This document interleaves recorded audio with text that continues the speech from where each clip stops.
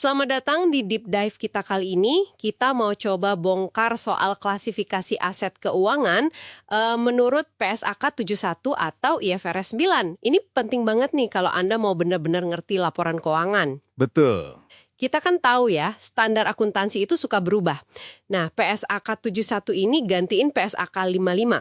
Intinya sih, geser dari aturan yang kaku banget ke prinsip yang lebih lihat gimana perusahaan dapat duit dari asetnya. Ya, benar. Misi kita hari ini, ya bikin 3 kategori utamanya FVTPL, FVOCI, sama biaya perolehan diamortisasi jadi lebih jelas buat Anda. Tepat.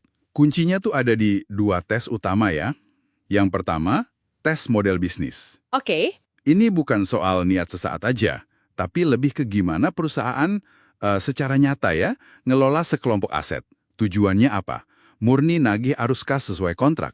Atau istilahnya hold to collect, HTC. Atau tujuannya nagih plus siap-siap jual kalau ada kesempatan bagus.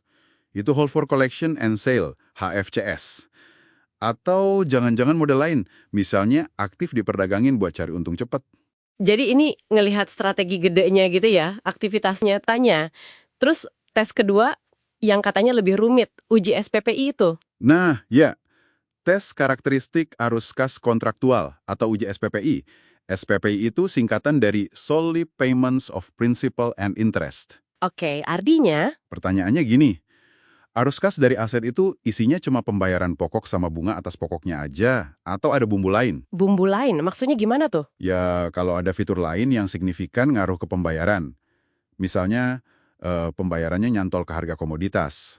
Atau yang lagi ramai sekarang, target ISG tertentu. Oh, contohnya? Misalnya, obligasi yang kuponnya bisa naik kalau harga minyak naik gitu. Itu kan bukan cuma pokok sama bunga standar. Nah, aset kayak gitu bisa jadi gagal tes SPPI. Oke, jadi ada 2 filter ya. Gimana dikelola, itu model bisnis. Terus apa isi arus kasnya, itu SPPI. Nah, dari 2 tes ini, gimana nentuin masuk kategori mana? Mungkin mulai dari yang paling dasar dulu. Bisa.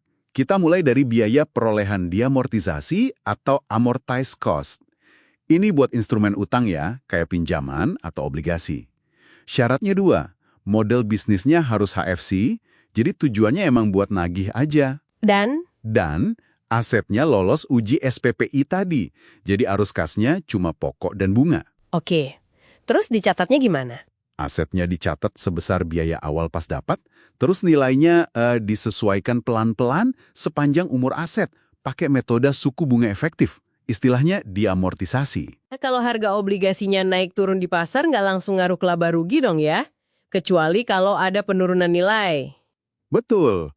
Nah, soal penurunan nilai ini, sekarang kan pakainya model kerugian kredit ekspektasian, ECL. Ini beda banget loh sama PSAK 55 dulu. Bedanya? ECL ini forward-looking. Jadi perusahaan harus ngira-ngira potensi rugi di masa depan, bukan nunggu rugi benaran terjadi baru dicatat. Lebih antisipatif gitu. Menarik. Jadi untuk Anda kategori amortized cost ini bikin laba kelihatan lebih adem ayem ya, stabil.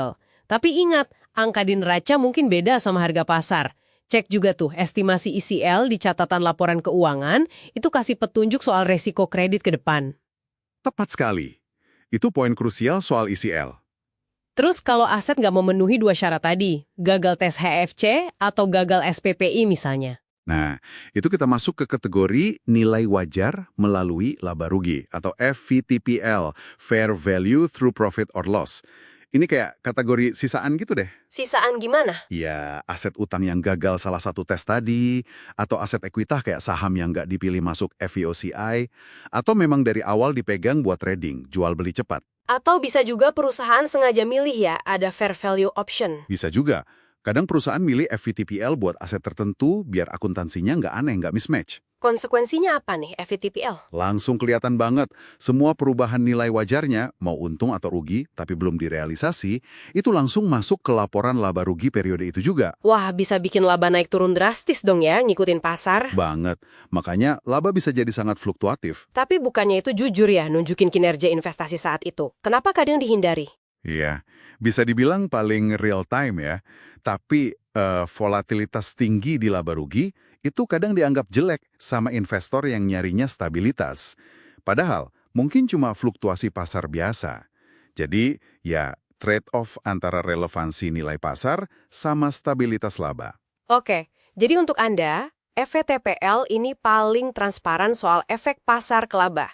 Tapi hati-hati, kalau perusahaan banyak aset di sini, labanya bisa goyang banget. Bisa jadi sinyal trading aktif atau eksposur pasarnya tinggi. Betul. Nah, masih ada satu lagi nih, yang di tengah-tengah katanya. FVOCI. Itu gimana? Oke. Nilai wajar melalui pendapatan komprehensif lain, FVOCI, Fair Value Through Other Comprehensive Income. Nah, di sini agak beda nih perlakuan buat instrumen utang sama ekuitas. Intinya, perubahan nilainya nggak langsung ke laba rugi utama. Nggak ke laba rugi, terus kemana? Masuknya ke pos khusus di bagian ekuitas, namanya OCI, Other Comprehensive Income. Coba kita bedah satu-satu deh, kalau buat instrumen utang dulu. Buat utang, syaratnya, model bisnisnya HFCS, jadi dipegang buat ditagih, tapi bisa juga dijual, dan harus lolos uji SPPI. Oke, terus? Asetnya tetap diukur pakai nilai wajar di neraca.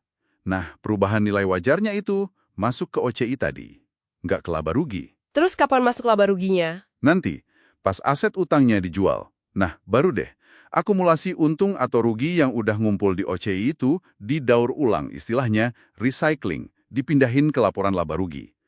Oh iya, ECL juga berlaku di sini.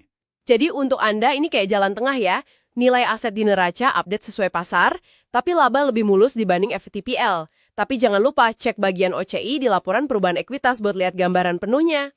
Iya, bener banget. Terus kalau buat instrumen ekuitas? Kayak saham gitu? Nah, ini beda lagi.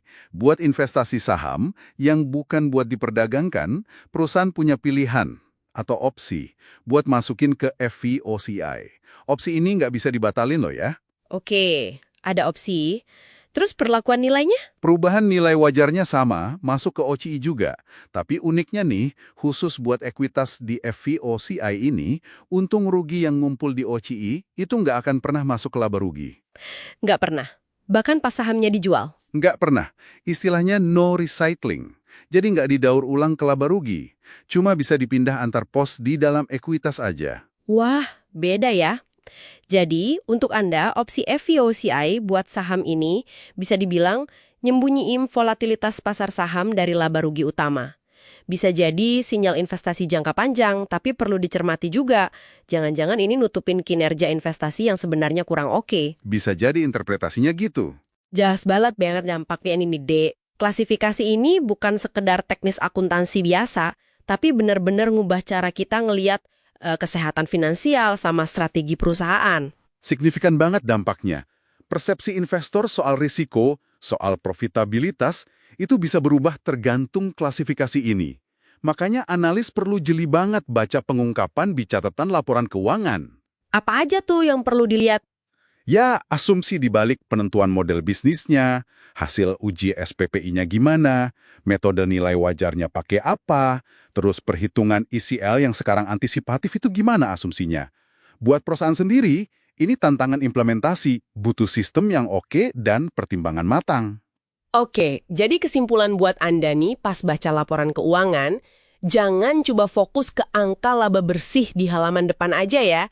Coba deh luangkan waktu sedikit buat ngintip catatan atas laporan keuangannya, terutama bagian aset keuangan. Betul. Lihat gimana perusahaan mengklasifikasikan aset-asetnya.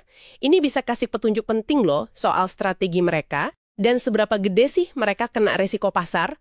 Nah, sebagai penutup nih ya, mungkin satu hal buat Anda renungkan. Instrumen keuangan kan makin canggih ya, makin kompleks. Sekarang ada yang dikaitin sama faktor ESG, lingkungan atau sosial, yang bisa ngaruh ke pembayarannya. Iya juga. Pertanyaannya, kerangka kerja kayak PSAK 71, IFRS 9, ini terutama kriteria SPPI yang lumayan ketat, itu bakal cukup fleksibel nggak ya buat ngikutin inovasi kayak gini, tanpa ngorbanin relevansi informasi buat kita sebagai pengguna laporan keuangan. Ini area yang menarik sih buat diikutin terus perkembangannya. Setuju. Oke deh, terima kasih banyak sudah menyimak deep dive kita kali ini.